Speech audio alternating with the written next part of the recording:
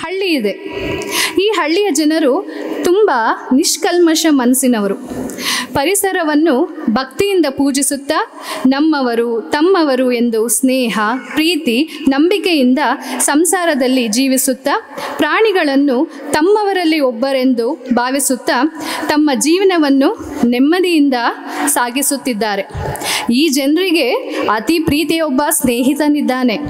ಮಕ್ಕಳಿಗೆಲ್ಲ ಅವನಂದರೆ ತುಂಬ ಇಷ್ಟ. ಯಾರು ಅಂತ ಗೊತ್ತಾ? ಈ ಜನರು ಹೇಗೆ ಆತನೊಂದಿಗೆ ಜೀವನವನ್ನು ನಡೆಸುತ್ತಿದ್ದಾರೆ ಅಂತ ನೋಡೋಣ ಬನ್ನಿ. ಜೋರಾದ ಚಪ್ಪಾಳೆಯೊಂದಿಗೆ ಸ್ವಾಗತಿಸಿ ನಮ್ಮ LKG ಹಾಗೂ UKG ತರಗತಿಯ ಹಳ್ಳಿ ಜನರನ್ನ. ನಮಸ್ಕಾರ ಎಲ್ಲ ಪುಟಾಣಿಗಳು, ಹೇಗಿದ್ದೀರಾ? ನಮ್ಮ ಕರ್ನಾಟಕದಲ್ಲಿ ಮುಖ್ಯವಾದ ಹಬ್ಬ ಯಾವ್ದು ಹೇಳಿ? ಹೌದು, ದಸರಾ ಹಬ್ಬ.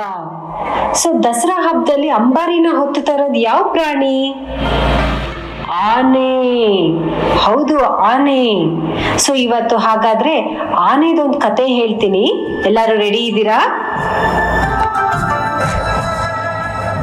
ಇದು ಹಸಿರುಪೇಟೆ ಅಂತ ಒಂದು ಸುಂದರವಾದ ಹಳ್ಳಿ.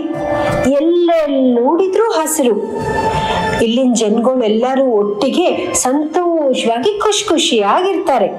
ಇವರು ಕೋಳಿ, ಕುರಿ, ಹಸು ಹೀಗೆ ಎಷ್ಟೊಂದು ಪ್ರಾಣಿಗಳನ್ನು ಸಾಕ್ತಾ ಇರ್ತಾರೆ. ಇವ್ರುಗಳೆಲ್ಲರ ಮಧ್ಯೆ ಒಂದು ಹೊಸ ಫ್ರೆಂಡ್ ಇರ್ತಾನೆ. ಯಾರದು ಗೊತ್ತಾಯ್ತಾ? ಹೌದು, ಅಲ್ಲಿ ನಿಂತಿದ್ದಾನೆ ನೋಡಿ. ಯಾರಿದು? ಹೌದು, ಆನೆ. ಆನೆ ಹೇಗ್ ಶಬ್ದ ಮಾಡತ್ತೆ?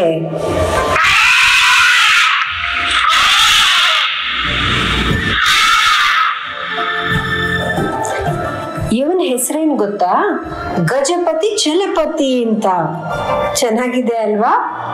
ಗಜಪತಿ ಅಂದ್ರೆ ಹಳ್ಳಿಲಿರೋ ಎಲ್ಲಾ ಮಕ್ಕಳಿಗೂ, ಎಲ್ಲಾ ಆಂಟಿ ಅಂಕಲ್ಗಳಿಗೂ, ಎಲ್ಲಾ ಅಜ್ಜಿ ತಾತಂದಿರಿಗೂ ತುಂಬಾನೇ ಇಷ್ಟ.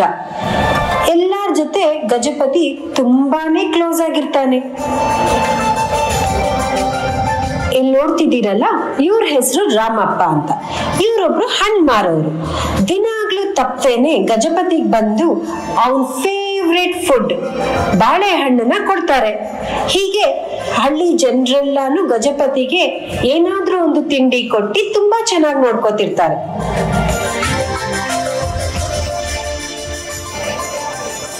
ತುಂಟ ಗಜಪತಿ ಅಂದ್ರೆ ಪುಟಾಣಿ ಮಕ್ಳುಗಳಿಗೂ ತುಂಬಾನೇ ಪ್ರೀತಿ.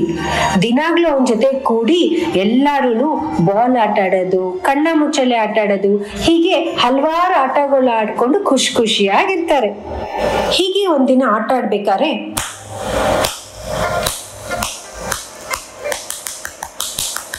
ಪಟ ಪಟ ಪಟ ಪಟ ಅಂತ ಜೋರಾಗಿ ಮಳೆ ಶುರುವಾಯ್ತು.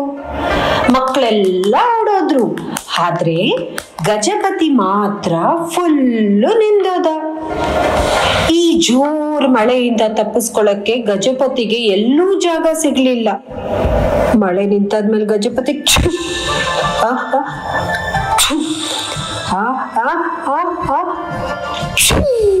ಅಂತ ಜೋರಾಗಿ ಶೀತ ಶುರುವಾಗೋಯ್ತು. ಪಾಪ ಗಜಪತಿಗೆ ತುಂಬಾನೇ ನೆಗಡಿ. ಮಾರನೇ ದಿನ ರಾಮಪ್ಪ ಯಾವಾಗ್ಲೂ ತಂದಂಗೆ ಗಜಪತಿಗೆ ಅವನ್ ಫೇವ್ರೆಟ್ ಬಾಳೆಹಣ್ಣನ್ನ ತಂದು ಕೊಡ್ತಾನೆ. ಗಜಪತಿಗೆ ಆಸೆಯಿಂದ ತಿನ್ನೋದಿಕ್ ಹೋಗ್ತಾನೆ. ಅದೇನಾಗುತ್ತೆ,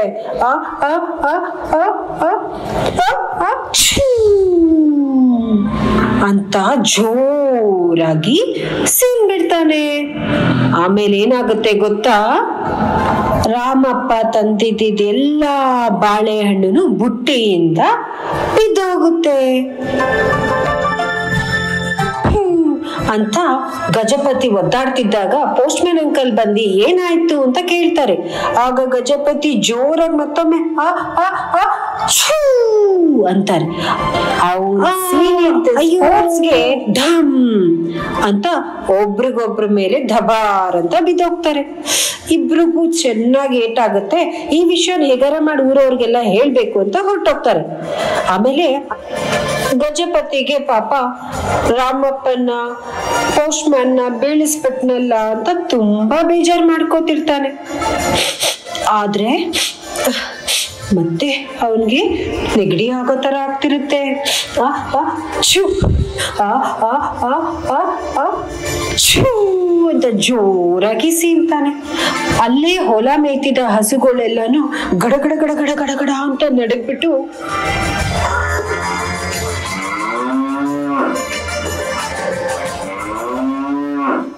ಅಂತ ಕೂಗಾಡ್ಕೊಂಡು ಓಡ್ ಹೋಗದೆ. ನಮ್ ರಾಮಪ್ಪ ಮತ್ತೆ ಪೋಸ್ಟ್ ಮ್ಯಾನ್ ಇಬ್ರು ಬಂದು ಊರಲ್ಲಿರೋ ಜನರಿಗೆಲ್ಲ ಸುದ್ದಿ ಮುಟ್ಟಿಸ್ತಾರೆ. ನಮ್ ಗಜಪತಿಗೆ ಶೀತ ಆಗಿದೆ, ಪಾಪ ತುಂಬಾ ಒದ್ದಾಡ್ತಿದ್ದಾನೆ, ಏನ್ ಮಾಡೋದು, ಹೇಗಾದ್ರೂ ಮಾಡಿ ನಾವೆಲ್ಲ ಸೇರ್ಕೊಂಡು ಗಜಪತಿಗೆ ಸಹಾಯ ಮಾಡ್ಬೇಕು ಅಂತ ಗುಸುಗುಸು ಅಂತ ಎಲ್ಲಾ ಮಾತುಕತೆ ಮಾಡ್ತಿರ್ತಾರೆ. ಗಜಪತಿಗೆ ಆ ವಿಷಯ ಕೇಳಿಸ್ಕೊಂಡು ತುಂಬಾನೇ ಬೇಸರ ಆಗತ್ತೆ. ಅಯ್ಯೋ, ನನ್ನಿಂದ ಎಲ್ಲರಿಗೂ ತೊಂದರೆ ಆಗ್ತಿದೆ, ನಾನೇನಾದ್ರೂ ಮಾಡಿ ದೂರ ಹೋಗ್ಬಿಡ್ಬೇಕು ಇವರಿಂದ, ಇವ್ರು ಯಾರಿಗೂ ನಾನು ತೊಂದರೆ ಮಾಡಬಾರ್ದು ಅಂತ ಯೋಚನೆ ಮಾಡ್ಕೊಂಡು ಬೇಜಾರಾಗುತ್ತೆ. ಆಮೇಲೆ ಗಜಪತಿ ಮೆಲ್ಲಗೆ ಊರ್ ಜನದಿಂದ ದೂರ ಹೋಗಿ ಊರಾಚೆ ಇರೋ ದೊಡ್ಡ ಗೋಡೆ ಹಿಂದೆ ಮಲ್ಕೊಂಡ್ಬಿಡ್ತಾನೆ. ಗಜಪತಿ ಪಾಪ ತನ್ನಷ್ಟಕ್ಕೆ ತಾನೇ ಮಾತಾಡ್ಕೊಂಡು ನಾನು ಯಾರಿಗೂ ತೊಂದರೆ ಮಾಡಲ್ಲ, ನನ್ನಿಂದ ಯಾವ ಜನರಿಗೂ ತೊಂದರೆ ಆಗ್ಬಾರ್ದು, ನಾನು ಇಲ್ಲೇ ಇರ್ತೀನಿ ಅಂತ ಬಚ್ಚಿಟ್ಕೊಂಡಿರ್ತಾನೆ. ಪಾಪ ಗಜಪತಿಗೆ ರಾತ್ರಿ ಎಲ್ಲ ನಿದ್ದೆನೇ ಮಾಡಕ್ಕಾಗಿಲ್ಲ, ತುಂಬಾನೇ ನೆಗಡಿ ಜಾಸ್ತಿ ಆಯ್ತು. ಆಗ ಅವನು ಎದ್ದು ಕೂತ್ಕೊಂಡು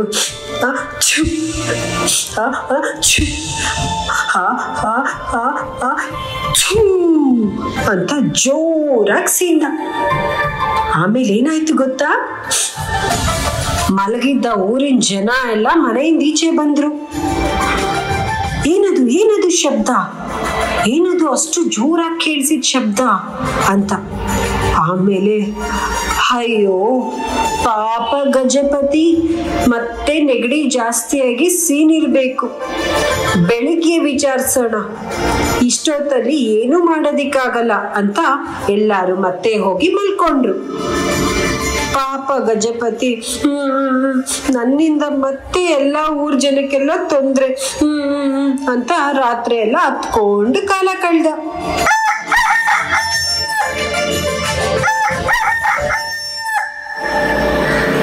ಬೆಳಿಗ್ಗೆ ಆಯ್ತು, ಮತ್ತೆ ಊರ್ ಜನ ಎಲ್ಲ ಒಟ್ಟಿಗೆ ಸೇರಿದ್ರು. ಎಲ್ಲಾರ ಬಾಯಲ್ಲೂ ಒಂದೇ ಸುದ್ದಿ, ಒಂದೇ ಯೋಚನೆ, ಏನ್ ಮಾಡೋದು, ಪಾಪ ನಮ್ ಗಜಪತಿ ಹೀಗ್ ರಾತ್ರಿ ಎಲ್ಲ ಒದ್ದಾಡ್ತಿದ್ದ, ಅವನ್ನ ಹೇಗ್ ಹುಷಾರ್ ಮಾಡೋದು, ಅವನ್ಗೆ ಹೇಗ್ ಸಹಾಯ ಮಾಡ್ಬೋದು ನಾವು ಅಂತ ಹೀಗ್ ಮಾತಾಡ್ತಿರ್ಬೇಕಾದ್ರೆ ಅದೇ ಊರಲ್ಲಿದ್ದ ಒಬ್ರು ತಿಳಿದವರು ವಯಸ್ಸಾದ ಅಜ್ಜಿ ಬಂದ್ರು. ನನ್ನ ಹತ್ರ ಒಂದು ಉಪಾಯ ಇದೆ, ಎಲ್ಲರೂ ಕಿವಿಗೊಟ್ಟಿ ಕೇಳಿ. ನಮ್ ಗಜಪತಿಗೆ ಮನೆ ಇಲ್ಲ, ಮಠ ಇಲ್ಲ, ಮಳೆ ಬರ್ಲಿ ಬಿಸಿಲು ಬರ್ಲಿ ಪಾಪ ಅವನು ಹಾಗೆ ಒದ್ದಾಡ್ಬೇಕಾಗತ್ತೆ. ನಾವೆಲ್ಲ ಸೇರಿ ಅವನಿಗೊಂದು ಮನೆ ಕಟ್ಟೋಣ, ಅವನಿಗೆ ಒಂದು ನೆರೆ ಮಾಡಿದ್ರೆ ಈ ಸಮಸ್ಯೆಗೆ ಪರಿಹಾರ ಸಿಗತ್ತೆ. ಹೀಗೆ ಅಜ್ಜಿ ಉಪಾಯ ಕೇಳಿ ಊರ್ ಜನಕ್ಕೆಲ್ಲ ಸರಿ ಅನಿಸ್ತು. ಎಲ್ಲರೂ ಒಟ್ಟಿಗೆ ಸೇರಿ ಕಟ್ಗೆ, ಹುಲ್ಲು, ಕೋಲು ಎಲ್ಲ ತಗೊಂಡು ಬೇಗ ಬೇಗ ನಮ್ ಗಜಪತಿಗೆ ಒಂದು ಒಳ್ಳೆ ಮನೆಯನ್ನ ಕಟ್ಟಕ್ ಶುರು ಮಾಡಿದ್ರು. ಮನೆ ಕಟ್ಟ ನಂತರ ನಮ್ ಗಜಪತಿನ ಕರ್ಕೊಂಬಂದು ಅದೇ ಮನೆಯೊಳಗೆ ಸೇರಿಸಿದ್ರು. ನೋಡಿ ಈಗ ನಮ್ ಗಜಪತಿ ಆ ಮನೇಲಿ ಹೇಗ್ ಕಾಣಿಸ್ತಿದ್ದಾನೆ, ಹೇಗಿದೆ ನಮ್ ಗಜಪತಿ ಮನೆ.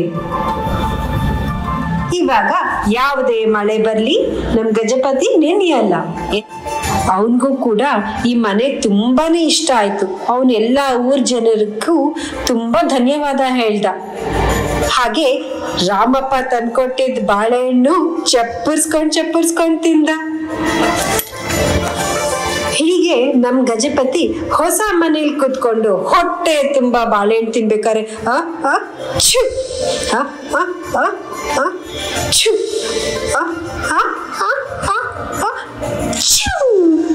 ಅಂತ ಊರ್ ಜನ ಎಲ್ಲ ಸೇನೋದಿಕ್ ಸ್ಟಾರ್ಟ್ ಮಾಡಿದ್ರು.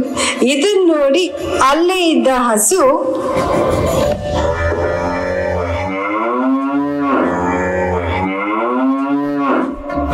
ಗಾಬರಿಯಿಂದ ಓಡ್ ಹೋಯ್ತು.